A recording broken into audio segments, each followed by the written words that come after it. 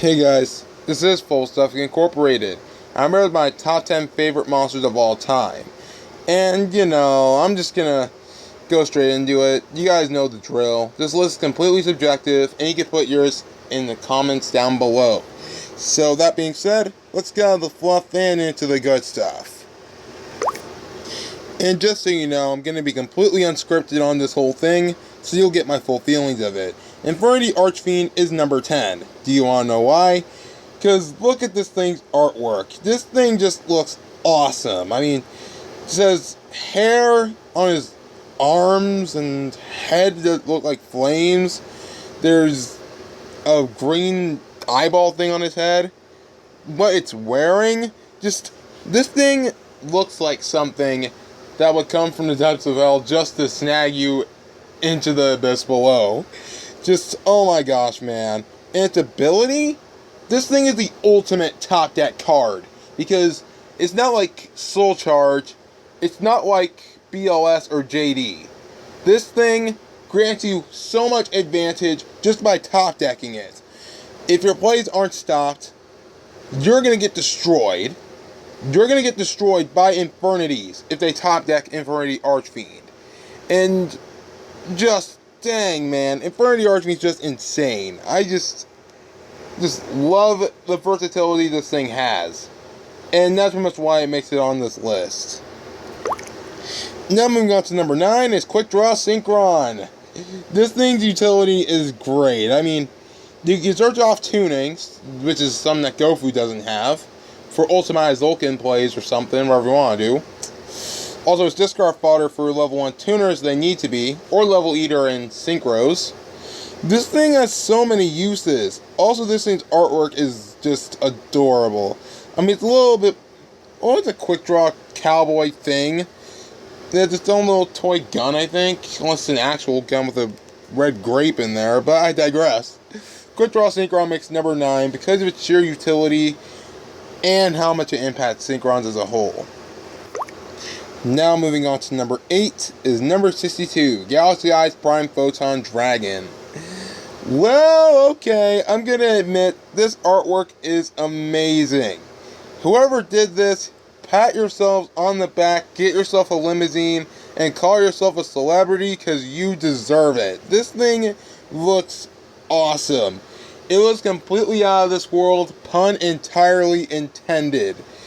Its abilities are even better. I mean, one of them is that it gains 200 for each rank on the field when it attacks, or it is attacked. Just, dang, man. And on top of that, 4,000 body. This thing will kill pretty much anything in the meta or any meta. Just, dang, man. This thing is just amazing. Also has a late returning effect, I guess. It's alright. That effect's alright. I mean, the only true drawback it has is that it loses out on half the damage it does if it doesn't have Galaxy Eyes Exceeds material. So it feels like a true upgrade to Galaxy Eyes Photon Dragon, because it actually needs it to be at its full potential. Which I feel is kind of ironic, because in the anime, Kite used it to go up against numbers. And, if we turn 62 by the design upside down, it turns into 39. Coincidence? I think not. Also, this thing has the best animation in any Yu-Gi-Oh! Series. The absolute best animation. If you haven't seen it, go check it out already. Now moving on to number 7, we have Constellar Pleiades. Freaking Pleiades. Just, oh my gosh, man. Just, most of my favorite cards have some of my favorite designs. Constellar Pleiades is definitely one of my favorites. He definitely takes the cake for quite possibly my favorite Exceeds Monsters design ever. Just lead the way, Pleiades. Also, this thing can get rid of pretty much any threat. By detaching, you return one card in the field back to the hand. It's that simple. Granted, it targets, but it has a 1200 body. I mean, if it didn't target, it'd be pretty broken, right? It also was the main target for Ptolemaeus before Infinity was ever printed. So yeah, Constellar Pleiades makes number 7 on this list. Well, number 6 is a card I totally didn't expect. When I saw it again, I gained my love for it again. Number 6 is Performance Damage Juggler. This thing is just cute, and it's awesome. Like, really, just look at how cute this thing is! Oh my gosh! And it doesn't even have legs. But I digress. This thing is just awesome. It made the Performance engine alive by being the Searcher and the Damage Negator all in the form of one card.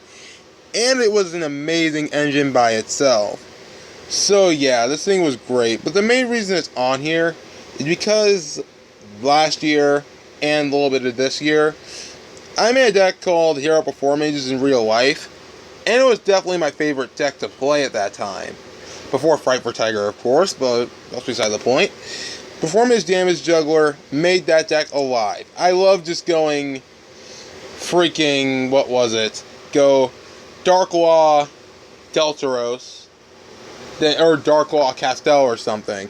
Just, Damage Juggler was really good for being such a great support to such a brilliant engine. Now moving on to number 5 is Crystal Wing Synchro Dragon. This thing, man, this thing. Crystal Wing Synchro Dragon, it is freaking phenomenal. Being able to negate an effect and snag its attack point? Dang, man. It's kind of adding insult to injury, but I like it. The fact that it requires the Synchro Monster to be Synchro Summoned, not the tuner, but you know. This thing is pretty balanced on its own, unless you count Ultimate Zulkin, you little scrubs. But that's beside the point. This Crystal Wing Synchro Dragon is an awesome card. And also, it can just beat any high-level monster at once, just by just breathing on it, I guess. And also, its artwork, man. It looks like it's just flying through a highway, just going full speed. Just, man, I can just imagine that right now, it's flying past me. So yeah, Crystal Wing Synchro Dragon makes number 5 on this list. And speaking of synchros, now moving on to number 4 is Shooting Quasar Dragon. Ooh man, this thing, I really love it. This is the definition of a boss monster done right. I mean, Cosmo Dark Destroyer, ABC Dragon Buster, Aether the Heavenly Monarch. What do all 3 of those have in common? They are much too easy to summon for me to feel satisfied. But Shooting Quasar Dragon, you have to build an entire deck around. But when you do, you get a boss monster with 4,000 attack and defense that can attack twice, negate an effect, and float into another powerful synchro. So Shooting Quasar Dragon is a very powerful card. But what makes it on the list is that it's just the most fair boss monster I've ever seen. It's a monster that pays you for the investments rightfully. My gosh, man. That if you summon this thing, you pretty much deserve to win. Now moving on to number 3, and this is kind of the case for Shooting Quasar Dragon, except that it recently got support that made it easy to summon. Triple D Duo Don King Kali Yuga. This thing is insane. Like, my gosh. Upon being Exceed summoned, for the rest of the turn, all other field effects are negated. Ones that are newly on the field, they can do nothing. Face down cards are not safe. Just, my gosh, man. And one effect that it has is that if you detach one Exceed material, you can set one Dark Contrast from your graveyard to your side of the field. Which is a good effect. But what really takes the cake is its other effect. Once per turn, you can detach one Exceed material during your player's turn, it's a quick effect, to destroy every single spawn trap on the field. So, either way, all the back row is going to be gone. Unless your opponent summons it, they can do nothing against Kali Yuga. And they're going to get destroyed anyway. Also, 3,500 attack points is far higher than most things in the meta right now. Like, just not being able to switch out to get your 3 unions back with ABC Dragon Buster, that's what made Kali Yuga so high on this list. Kali Yuga is just awesome. It's my personal favorite Exceed monster in this game. just because of how powerful it is, and because of how much it really impacted how much deities can play. I mean, at first it was near impossible to summon unless you had a Living King Abyss Ragnarok in your graveyard to spare. But now you have Savant Thomas, and now you can spit these things out like it's no problem. So, Duodonkin Kali Yuga, you're awesome. You're great. Number 3, man. Number 3. Number 2 is Frightfur Tiger. Freaking Frightfur Tiger. You're probably wondering how this card is not number 1. I mean, it's, in my opinion, the best Frightfur. If Fluffles are in my favorite deck of all time, how is it not number 1? Well, how I see it's the best Frightfur is that it's a field bomb, and it gives Frightfurs points.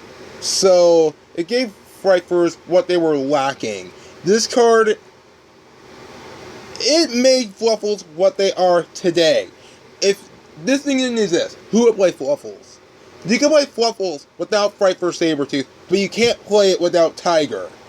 Frightfur Tiger is much too important, much too crucial. This thing, it's the most important card in the deck. I'm not even gonna lie. It's the most important card in the deck. Aside from like Fluffle Dog and Fluffle Wings, but that's beside the point. Frightfur Tiger, just look at this thing. It's freakishly adorable. It's a field bomb. It gives Frightfurs points. And the only downside to it is that you can only control one Frightfur Tiger. But if you could control multiples, oh boy, you would be having a parade destroying cards. I mean, I don't know why Baxia didn't have restriction that only says, or use that one once per turn. Ugh. But whatever, you know, that happens. But, you know, if Frightfur Tiger isn't number 1, then what could have possibly been number 1? Well, let's go over honorable mentions real quick. Dark Paladin, because it's purely designed. It's the coolest looking monster I've ever seen in my life. Rise Black Dragon, because it's my favorite of the original 3, being Red Eyes, Blue Eyes, and Dark Magician. The Castel, because of its utility. And lastly, Black Luster Soldier, Envoy of the Beginning, because of its design and its power. Now, number 1 is Dark Armed Dragon. Freaking Dark Armed Dragon. This thing is epic. This thing was my favorite monster since I have seen it. Its design, its ability, it made Teledad. It made Teledad what it is. Going Thought Ruler Archfiend, Stardust, Goyo, Dark Armed First Term with Royal Oppression was always game over by then. Dark Armed Dragon is my favorite monster, my favorite card of all time. The real reason why is because, you know, one time I saw a couple friends looking a card up, and I was like, what's that? Like, Dark Armed Dragon. He told me what it does, and I was just trying to get it with all my power. Phantom Darkness was new at the time, so I was getting pack after pack after pack after pack after pack. But after about 2 months of getting pretty much every card in the set but Dark Armed, I was really down. But when I wanted to test my luck, I got one more pack. The card that slipped out, because it slipped out of my hand, of course, was Dark Armed Dragon.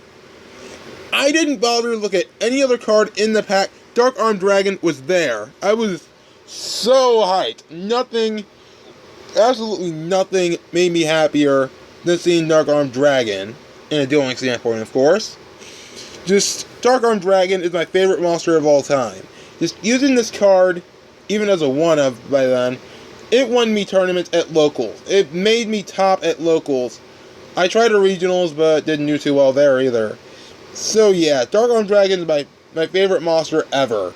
Just because, the nostalgia, the power, what it did to the game, it's truly unmatched. No monster could truly say they single-handedly made a deck tier 0. That is a huge, mighty roar, and I applaud you for that, Dark Armed. My favorite monster ever, and I'm sure it'll stay like that for a very long time. So if you guys enjoyed this video, completely unscripted, if you guys enjoyed it, be sure to hit that like button and subscribe. And remember, if you don't got fluff, you ain't good enough. Talk to you guys next time.